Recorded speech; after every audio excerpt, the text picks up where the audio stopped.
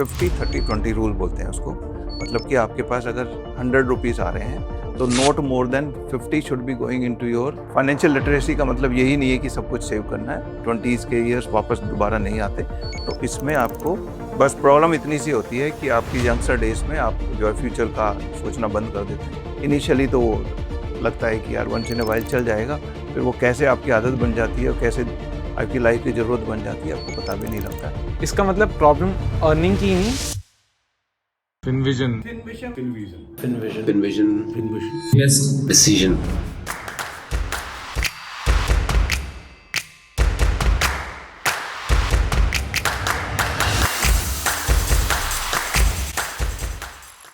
मुझे ऐसा लगता है 20s में rather than invest and save करने के बजाय हमें लाइफ एक्सपीरियंसेस में स्पेंड करना ज़्यादा ज़रूरी है। जैसे कि ट्रिप्स ज़्यादा बनाने चाहिए, मेमोरीज ज़्यादा बनानी चाहिए, क्योंकि ये एज दोबारा तो आने नहीं वाली। और मुझे लगता है अगर 20s में डिसिप्लिन नहीं बनाया तो 30s और 40s आपकी फाइनेंशियल स्ट्रेस में गुजर जाएंगे। मतलब आप ये कह रहे हो कि हम अपने प्रेजेंट को सैक्रिफाइस कर दे फ्यूचर के लिए? और तुम कह रहे हो कि फ्यूचर को इग्नोर करो प्रेजेंट के लिए।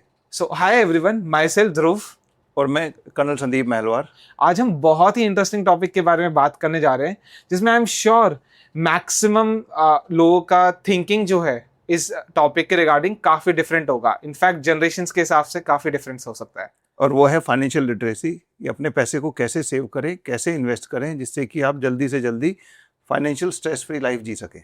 ऑनेस्टली मुझे लगता है कि हमारी जनरेशन की सबसे बड़ी प्रॉब्लम तो ये है कि हम अर्निंग तो स्टार्ट कर देते हैं, लेकिन हम उसको मैनेज नहीं कर पाते, या उसको कैसे हैंडल करना है वो हम नहीं कर पाते। और इसी को फाइनेंशियल लिटरेसी बोलते हैं। मतलब सिंपल भाषा में बोलें तो कि आपको पैसे को मैनेज करना आना चाहिए। मतलब पैसा कमाना इनफ नहीं है? नहीं, आपको पैसा कमाने के साथ साथ ये भी जानना ज़रूरी है कि पैसा कितना सेव करना है, कितना इन्वेस्ट करना है, कहाँ इन्वेस्ट करना है, ये सब भी आपको आना चाहिए। क्योंकि बहुत लोग मैंने देखा है कि जो पैसा तो अच्छा कमाते हैं लेकिन वो उसको अच्छी तरह सेव और इन्वेस्ट नहीं करते और फिर फाइनेंशियल स्ट्रेस में जीते हैं। और मुझे तो ये बात बहुत रिलेटेबल लगती है। I mean salary I, food expenses, कुछ EMIs, थोड़ी बहुत रैंडम एक्सपेंसेस और बिल्कुल एंड एक्सेट्रा चीज़ों के साथ खर्चे के बाद मंथ के एंड में मैं एक्चुअली तो यही बोलता हूँ कि मेरे पास कुछ नहीं बचा। ठीक है, या सभी बोलते होंगे कि कुछ नहीं बचा। यस। और सबसे डेंजरस चीज़ पता है क्या होती है? वो होती है कि आपकी सैलरी तो आई लेकिन वो यार पता नहीं कहाँ चली गई। जब ये ऐसा होने लगे तो वो सबसे डेंजरस होता है। ये तो मेरी सबसे फेवरेट लाइन है। और मुझे पता है आपको हर जगह ही एक्सपोज करना होता है। नहीं, मुझे इस बात की खुशी है कि तुम कम से कम इस बात को पूछते रहो, इस पर सवाल तो पूछ रहे हो। क्योंकि आजकल यंगस्टर्स इन्वेस्टमेंट या सेविंग्स के बजाय जैसे ही सैलरी आती है वो आईफोन को कंपेयर करना शुरू कर देते हैं। फेयर इनफ, ये तो मैं भी करता हूँ। लेकिन ये प्रॉब्लम केवल यंगस्टर्स की ही नहीं है। मैंने बहुत सारे अडल्ट को भी देखा है जो वेल अर्निंग है लेकिन उनका कहीं पे EMI जा रही है, कहीं पे लोन है, कहीं पे उनके एक्स्ट्रा खर्चेस हो गए हैं। लाइफ में उनके पास कुछ भी नहीं बचता है। उनको at the end of the day कुछ भी एसेट्स नहीं होती हैं जो उनको सस्टेन कर सकें, क्योंकि कोई भी इमरजेंसी आई फिर वो दाएं बाएं से नया लोन देखने लगते हैं। ऐसा क्यों होता है? ऐसा इसलिए होता है क्योंकि उन्होंने अपनी फाइनेंशियल प्लानिंग नहीं की है, चीज़ों को मैनेज करना नहीं सीखा है। इसका मतलब फाइनेंशियल लिटरेसी या फाइनेंशियल प्लानिंग एक लाइफ स्किल है। बिल्कुल। और अनफॉर्चुनेटली ये किसी भी स्कूल का पार्ट नहीं है, किसी भी कॉलेज की इसमें क्लासेस नहीं सिखाई जाती हैं। ये किसी भी हमारे कुरिकुलम में है ही नहीं। अनफॉर्चुनेट, लेकिन सच तो यही है। तो अगर किसी यंगस्टर को या किसी इंडिविजुअल को फाइनेंशियली डिसिप्लिन बनना है तो सबसे पहला स्टेप क्या होना चाहिए? ओके। एंड बिफोर मेरे डैड पहला स्टेप बताए, अगर आपको हमारी वीडियोस अच्छी लगती है तो प्लीज़ चैनल को सब्सक्राइब ज़रूर कर लीजिए। आपका सबसे पहला रूल होना चाहिए सेव फर्स्ट स्पेंड लेटर। लेकिन जनरली स्पेशली यंगस्टर्स इसका उल्टा करते हैं कि पहले स्पेंड कर लेते हैं और जो थोड़ा बहुत बच जाता है उसको सेविंग मान लेते हैं। और at the end of the day होता ये है कि मंथ के एंड में उनके पास कुछ भी नहीं बचता है। तो बेसिकली आप ये कह रहे हो कि सेविंग को ऑप्शनल नहीं ट्रीट करना चाहिए? बिल्कुल। जैसे कि आपका रेंट फिक्स होता है, इलेक्ट्रिसिटी बिल भी जनरली फिक्स होता है, तो जो आपका सेविंग है या इन्वेस्टिंग है वो वेरिएबल क्यों होना चाहिए? इसलिए आपको करना ये चाहिए कि जिस दिन सैलरी आई पहले इन्वेस्टमेंट निकालो, इन्वेस्ट कर दो और जो बचा है उसको स्पेंड करो। तो सुनने में तो काफ़ी प्रैक्टिकल लग रहा है ना? कि मतलब अगर अकाउंट में इतने सारे पैसे पड़े होंगे तो मेरे जैसा इंसान या आई बिलीव बाकी सब भी ऑटोमेटिकली उनको लगता है कि पैसे तो ज़्यादा बचे हुए एंड वो स्पेंडिंग मोड में आ जाते हैं अगेन। बिल्कुल सही है। जब तक आपके पास पैसे दिख रहे होते हैं वो खर्च होते रहते हैं, तो इसलिए आपको जो है इन्वेस्टमेंट सबसे पहले निकालना चाहिए। उसके लिए आपके जो ऑटोमेटेड जो SIP होती हैं, सिस्टमेटिक इन्वेस्टमेंट प्लान होते हैं म्यूचुअल फंड में, आप उसको उसकी डेट रखो कि जिस दिन मेरी आपकी सैलरी क्रेडिट हो रही है उसके नेक्स्ट डे आपका जो है SIP चली जानी चाहिए। ताकि एक इंडिविजुअल अपना खुद का ओन एनिमी ना बन जाए। बिल्कुल, क्योंकि आप के पास पैसे दिखते रहेंगे और वो आप पैसे खर्च करते रहोगे। और वैसे भी बोला जाता है, जैसे कि देसी भाषा में एक कहावत थी, जहाँ पे गुड़ है वहाँ पे मधुमक्खियाँ भी आ जाती हैं। तो अगर आपके अकाउंट में पैसे हैं हाँ। तो कोई लोन लेने भी आ जाते हैं, कोई उधार भी मांग लेते हैं, कोई बैंक वाले भी आपको कॉल करते रहते हैं, सर ये पॉलिसी ले लो, ये ले लो, वो खर्च हो ही जाते हैं। एंड स्पेशली यंगस्टर्स एंड जो यंगर पीपल है वो मिडनाइट शॉपिंग बहुत करते हैं। यस, सब कुछ आपकी क्लिक ऑफ द बटन होता है। तो आपको जब शाम को पूछा जाता है कि कुछ खाओगे तो आपको भूख नहीं लग रही होती, फिर रात को 12 बजे जब पेरेंट्स सो जाते हैं तब याद आता है कि यार कुछ मंगा लेता हूँ, And- पिज़्ज़ा वीज़ा खा लेता हूँ, या कुछ ऐसी कोई यूटिलिटी का सामान है वो सडनली आपका जो है हेडफोन ख़राब हुआ तो नया ऑर्डर कर लिया। ऐसा बहुत चलता रहता है, मैंने देखा है। एंड जैसी ऑर्डर रिसीव होता है फिर हम सब रिग्रेट में होते हैं। होना भी चाहिए, और इसीलिए मैं बोलता हूँ कि आपको फाइनेंशियल डिसिप्लिन और इमोशंस को कंट्रोल करना बहुत ही ज़रूरी है। तो अगर एक जनरल बात करें हाँ, कि एक इंसान को आइडिया कैसे लगेगा कि उसको कितना इन्वेस्ट या ये सब करना चाहिए, कुछ एक जनरल रूल मिल जाता है या कुछ मिल जाता है ताकि मतलब हमारे व्यूअर्स को थोड़ा इजियर हो जाए? ओके, दे देता हूँ। उसमें एक स्टैंडर्ड रूल है, फ्रेमवर्क है कि 50-30-20 रूल बोलते हैं उसको। मतलब कि आपके पास अगर 100 रुपीज़ आ रहे हैं तो not more than 50 should be going into your basic needs. Minimum 20 should be going for your long term investment which is beyond the retirement period, and 30% is your desires and wants, उस पर आप खर्च कर सकते हैं। मतलब enjoyment भी allowed है। यस, फाइनेंशियल लिटरेसी का मतलब यही नहीं है कि सब कुछ सेव करना है, उसमें आपने ऑप्टिमली एंजॉय करना है लाइफ को और सेव भी करना है, क्योंकि आपके जो यंगस्टर डेज हैं 20s के ईयर्स वापस दोबारा नहीं आते। तो इसमें आपको डिसिप्लिन तरीके से जाना है, एक फ्रेमवर्क के हिसाब से जाना चाहिए, तो आप एंजॉय भी पूरा कर सकते हैं 20s को भी, और उसके बाद और अपनी रिटायरमेंट लाइफ भी आप अच्छी तरह जी सकते हैं। बस प्रॉब्लम इतनी सी होती है कि आपकी यंगस्टर डेज में आप जो है फ्यूचर का सोचना बंद कर देते हैं, सोचते ही नहीं है बिल्कुल भी। जैसे हमें भी लगता था यंगस्टर डेज में कि हम तो कभी रिटायर होंगे ही नहीं। You mean lifestyle inflation? Yes, तो अपनी लाइफस्टाइल को आपने मैनेज करके रखना है, क्योंकि लाइफस्टाइल इन्फ्लेशन कैसे आपसे हाथ से निकल जाएगी आपको पता भी नहीं लगता। इनिशियली जैसे अगर आप कहीं बाहर जा रहे हैं, कॉफ़ी पीने जाती हैं, तो आज के दिन 200-200 रुपये की कॉफ़ी मिलती है। इनिशियली तो वो लगता है कि यार वंस इन अ वाइल चल जाएगा, फिर वो कैसे आपकी आदत बन जाती है और कैसे आपकी लाइफ की ज़रूरत बन जाती है आपको पता भी नहीं लगता है, और फिर धीरे धीरे चीज़ें आउट ऑफ हैंड होने लगती है। और फिर इंसान बोलता है कि अर्निंग बढ़ने के बाद भी उसकी सेविंग्स नहीं हो रही है। हाँ, क्योंकि इनकम और अर्निंग बढ़ने से ज़्यादा इम्पोर्टेंट होता है अपनी हैबिट्स को सही रखना, अपना डिसिप्लिन लाइफ जीना बहुत ज़्यादा इम्पोर्टेंट होता है। क्योंकि अगर आपकी इनकम डबल हो गई और खर्चे भी डबल हो गए या डबल से ज़्यादा हो सकते हैं खर्चे, तो बस इनकम डबल का भी कोई फ़ायदा नहीं हुआ ना। इसका मतलब प्रॉब्लम अर्निंग की नहीं, स्पेंडिंग हैबिट्स की भी होती है।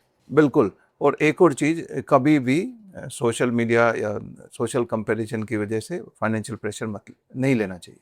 एंड ये जो आपने लाइन बोली, ये आई एम श्योर जो सोशल मीडिया जनरेशन है उसको पर्सनल अटैक दे रही होगी। लेकिन सच तो यही है।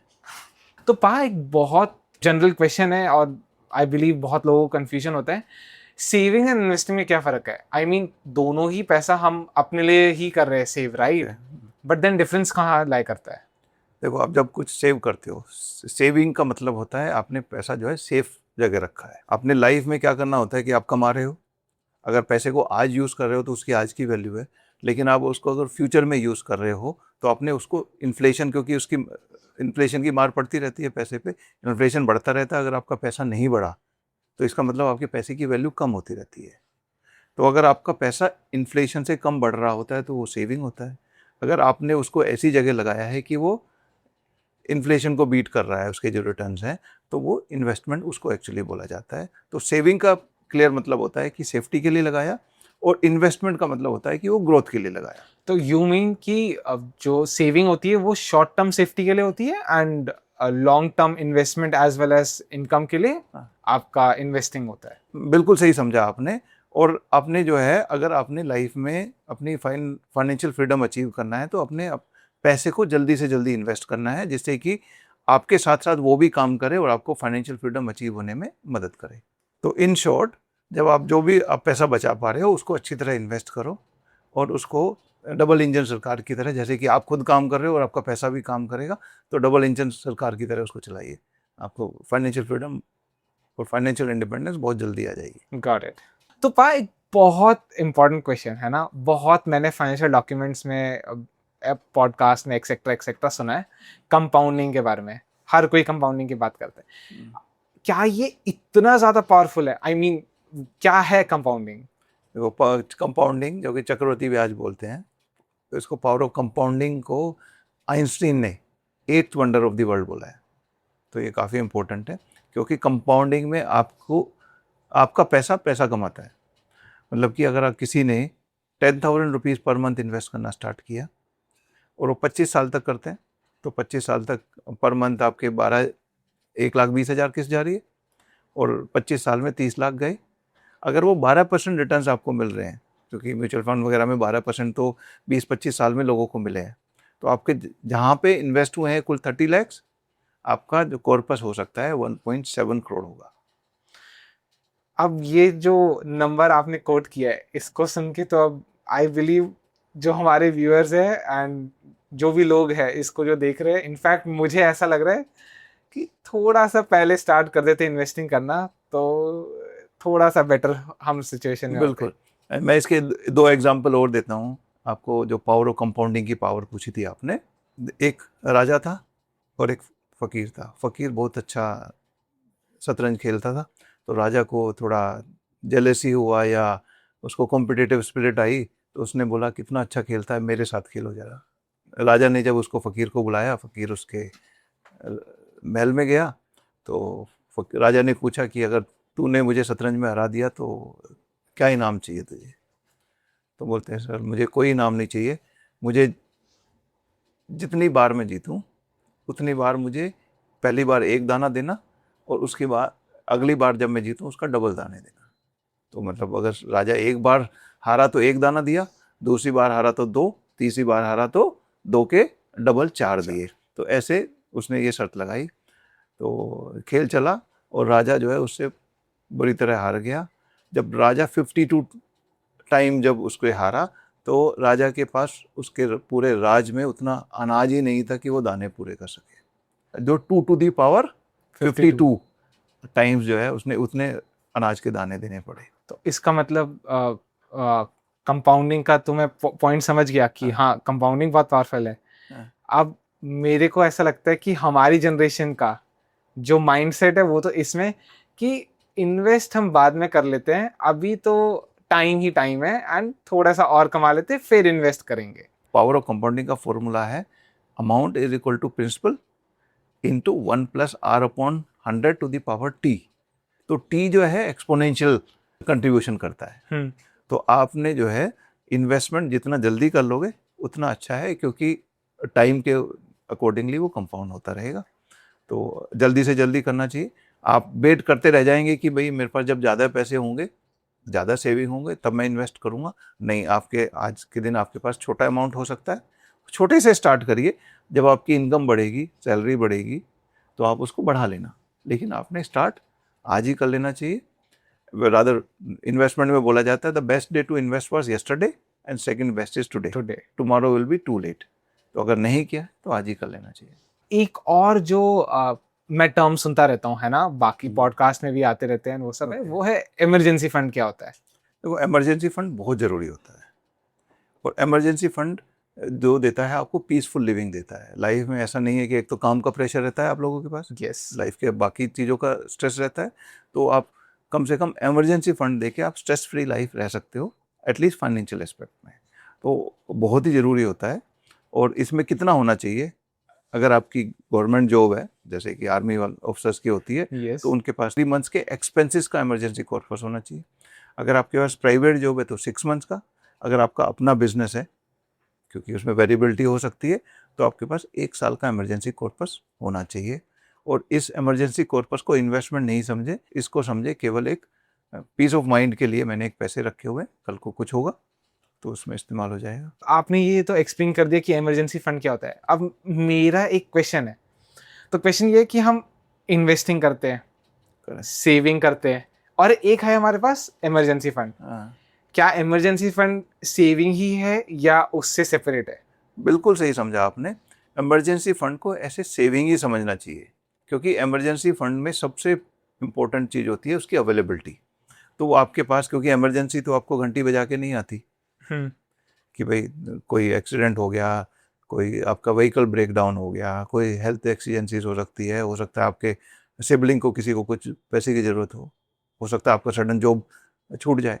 तो उस टाइम पे क्या काम आएगा? उस टाइम पे आपके जो है ये इमरजेंसी फंड ही काम आएगा, क्योंकि अगर आपके पास इमरजेंसी फंड नहीं है, आपके पास इन्वेस्टमेंट है, वो अच्छा इन्वेस्टमेंट है, लेकिन उस टाइम पे आपको डिस्ट्रेस सेल में बेचना पड़ा, मार्केट में है तो उस दिन मार्केट डाउन है तो आपने निकालना पड़ा, तो आपने अच्छा इन्वेस्टमेंट भी ख़राब हो सकता है। तो इसको सेविंग ही मानना है, और इसमें प्रायोरिटी होना चाहिए अवेलेबिलिटी। इस पे आपने ये नहीं देखना है कि इस पे मुझे 5% रिटर्न मिल रहा है, 7 मिल रहा है, वो नहीं। इस पे मुझे रिटर्न्स नहीं चाहिए, इसकी सेफ्टी चाहिए, और इस पे ग्रोथ नहीं भी मिलेगा चलेगा, लेकिन जब मुझे चाहिए तब मिल जाए। तब मिल जाए। अब बहुत जनरल क्वेश्चन, तो क्वेश्चन ये है कि कॉमन मिस्टेक्स क्या करते हैं लोग? देखो, अगर मैं आपकी 3 स्पेशली यंगस्टर्स की जो 3 कॉमन मिस्टेक्स हैं जो मैंने देखा है, पहले भी करते थे, पहले दूसरा फॉर्म होता है। वो पहली मिस्टेक होती है जनरली लोगों की कि वो उसको अपनी बजटिंग नहीं करना। आपका पैसा कहाँ आ रहा है, कहाँ जा रहा है, उसको ट्रैकिंग नहीं करना। ओके। दूसरा है क्रेडिट कार्ड लाइफस्टाइल। इनकम आने से पहले आपने क्या उस पर लाइफस्टाइल, क्या चीज़ें खरीदनी है, उस पर खर्चे क्या करने हैं, वो प्लान करना। तीसरा है इन्वेस्टमेंट को डिले करना। जैसे हमने बताया कि पावर ऑफ कंपाउंडिंग का यूज़ करने के लिए आपने जल्दी से जल्दी इन्वेस्ट करना चाहिए। एक जो सबसे ज़्यादा आप यंगस्टर्स में पाया जाता है कि वो है लाइफस्टाइल, अपने कंपैरिजन में सोशल मीडिया और एक दूसरे को इम्प्रेस करने के लिए लाइफस्टाइल पे खर्च करते रहते हैं एंड बियॉन्ड द लिमिट्स लेते रहते हैं। I agree with your last point कि आजकल सोशल मीडिया का जैसी ग्रो हुआ है, रील्स, यूट्यूब शॉर्ट्स, ये सब के कारण हाँ, कंपैरिजन बहुत ज़्यादा बन चुका है। In fact most of the reason जो ये कंपैरिजन का है वो through social media and Instagram, ये सब ही है। एब्सोल्युटली, और एक दूसरे को सोशल मीडिया पे इम्प्रेस करते रहते हो, कंपेयर करते रहते हो, लेकिन आपको उसका ये तो दिखता रहा होता है कि कहाँ घूम रहा है, कि कौन से ब्रांड के कपड़े पहन रहा है, उसका ये नहीं दिख रहा होता कि वो कितनी EMI दे रहा है, कितने फाइनेंशियल स्ट्रेस में है, कितने लोन में है, वो नहीं दिख रहा होता है, और यहीं से प्रॉब्लम ज़्यादा बढ़ती चली जाती क्योंकि ये बात कभी जो है इंस्टाग्राम या कहीं पे भी अपलोड नहीं होता है। है। नेगेटिव चीज़ें कौन बताएगा? Of course. तो जितना हमने डिस्कस किया उससे ये तो काफ़ी क्लियर हो गया कि फाइनेंशियल फ्रीडम जो है उसका ये मतलब नहीं होता कि आपको करोड़पति बनना है। उसका मतलब होता है बेसिकली कि आप जो है अपना फ्यूचर तो सिक्योर कर रहे हो, एज वेल एज अपनी लाइफ को थोड़ा स्ट्रेस फ्री भी बना रहे हो। बिल्कुल, और इसके लिए फाइनेंशियल डिसिप्लिन जितना जल्दी से जल्दी लाइफ में लेके आओगे, उतना जल्दी आपको फाइनेंशियल स्ट्रेस फ्री उसके बाद की ज़िंदगी जी पाओगे। तो आपके 20s के जो ईयर्स हैं, तो ऐसा नहीं है कि आपने 20s नहीं जीना, लेकिन 20s में लाइफ को जीना भी है, लेकिन आपने फ्यूचर का भी प्लान करके रखना है। एक डिसिप्लिन लाइफ जीनी है, टोटल कंपैरिजन में ही नहीं रहना, सोशल मीडिया कंपैरिजन में नहीं रहना, एक दूसरे की ओर में नहीं लगे रहना। आपने अपने हिसाब से सेव करना है, इन्वेस्ट करना है, और एक डिसिप्लिन वे में फाइनेंशियल बिहेवियर अभी से इनकलकेट करना है, तो जल्दी से जल्दी फाइनेंशियल फ्रीडम आ जाएगी और आगे की लाइफ स्ट्रेस फ्री रहेगी। तो आई बिलीव जो हमारा डिस्कशन हुआ है वो हमारे व्यूअर्स एंड स्पेशली यंगस्टर्स को जो अभी अर्न करने स्टार्ट हुए हैं उनको काफ़ी ज़्यादा नॉलेजेबल लगी होगी एंड इंसाइट्स मिली होगी कि वो अपनी लाइफ को कैसे मैनेज कर सकते हैं, as well as financially, as well as बाकी चीज़ों में कैसे उसको ऑर्गेनाइज कर सकते हैं। बिल्कुल। तो आई होप आप सबको ये वीडियो काफ़ी अच्छी लगी होगी एंड अगर आपको ये वीडियो अच्छी लगती है तो please like, share and subscribe. Till then, okay, bye bye.